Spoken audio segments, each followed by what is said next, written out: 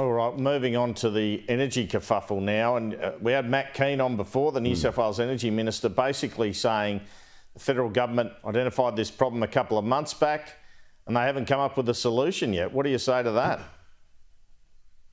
Oh, I think the lead in your story from what Matt Keane said is he said national problem.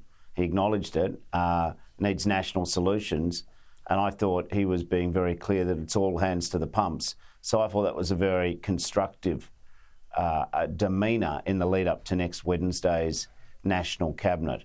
The reality is that we've got an energy price crunch because of 10 years of denial and delay, and also because of the war in Ukraine.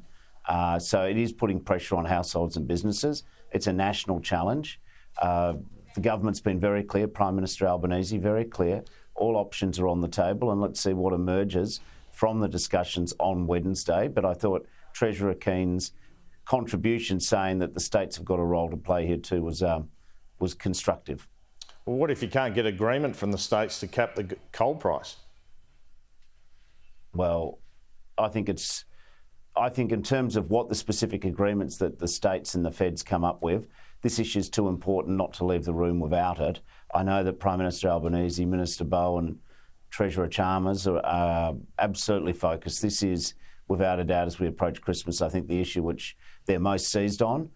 But it's a joint effort. You and I know in Federation we need to bring the states with us, and that means intelligent negotiation, discussion. But I think Treasurer Keane observed correctly, this is about helping take pressure off families, off businesses, and I think that's going to be uppermost. And Federation has been working quite well since May the 21st.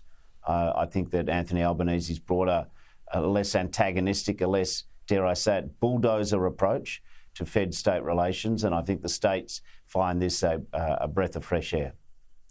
Maybe the promise to reduce power bills at the election by $275 wasn't the greatest idea?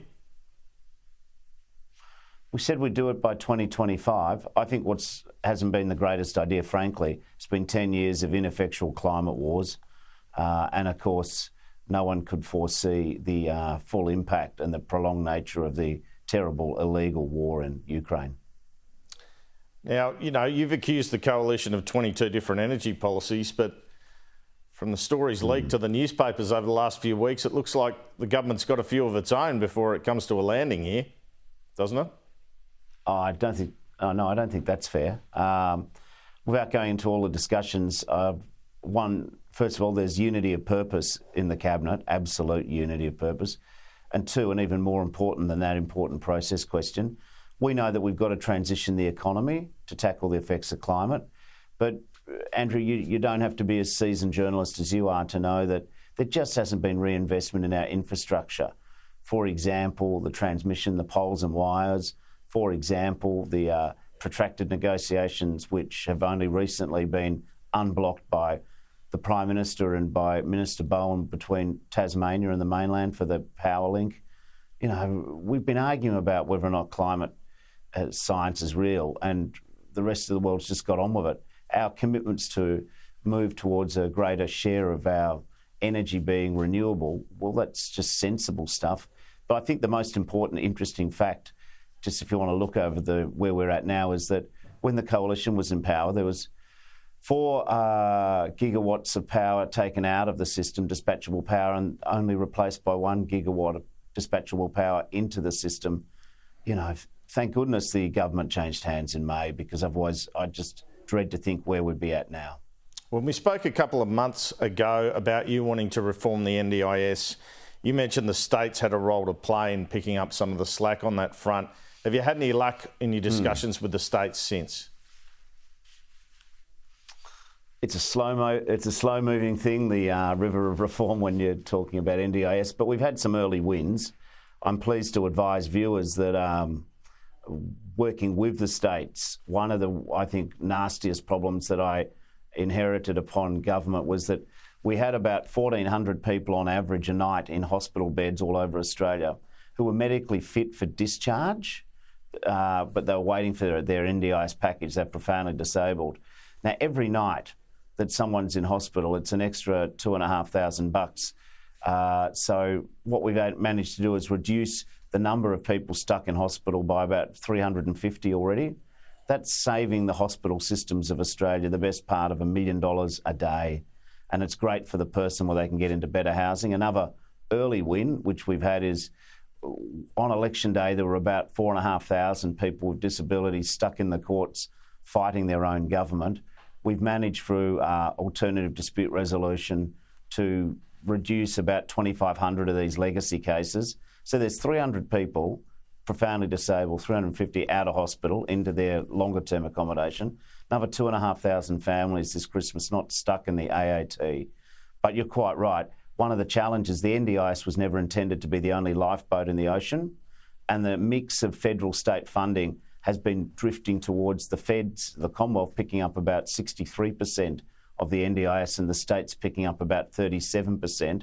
So we're going to have some fair income conversations about what are the other supports we're providing people with disability outside the NDIS, so everyone doesn't flock to that as the only, as I said, lifeboat in the ocean. Nearly out of time, Mr. Shorten. Just wanted to ask you a couple of brief things. The government's IR laws, you're a former union boss, you're a former workplace relations minister. The multi-employer bargaining changes, should you have tackled that in your last term in government? Why are they necessary now? It's been 10 years, and in the interim, the bargaining system's decayed.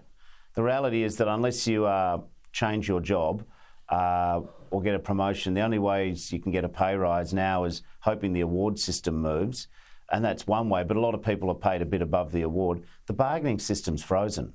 We've seen the number of agreements static or declining. I think that the measures that we're doing are making sure that low-paid workers, feminised industries in particular, will have some access to bargaining and arbitration. I think the opposition's carry-on about it is so overheated. Here's a simple statistic, Andrew. There's about 2.5 million companies in Australia, but only about 70,000 employ more than 20 employees. But you'd think this was the end of Western civilization, the way the pearl clutches have reacted on the Conservative side. In fact, the only heartbeat I've seen in Peter Dutton since he became opposition leader was telling us that we're all going to head back to the 70s. I mean, Peter Dutton has just been MIA. Did you know, Andrew, he hasn't done a press conference in a month. He didn't visit Victoria at all during their state election. And I think even more importantly, I don't think he's got the lesson from the election. You need to move his party to the centre, but he's sort of being outflanked on the right by the Nats on The Voice, and he almost just seems to have a bad dose of truculence every day he turns up into Parliament. That's not the way to win people over. Okay, well, just finally, do you have a reaction to the decision by the ACT DPP not to retry Bruce Lehrmann in the Brittany Higgins matter? Oh, that's going to be a matter for the ACT DPP. I've got a lot of sympathy for Ms Higgins in terms of some of the mental health pressures she's received, but I'm going to leave that one to the courts. But I do have a great deal of personal sympathy for Ms Higgins and the ordeal she's had to put up with mental health. Bill Shorten, thanks for your time.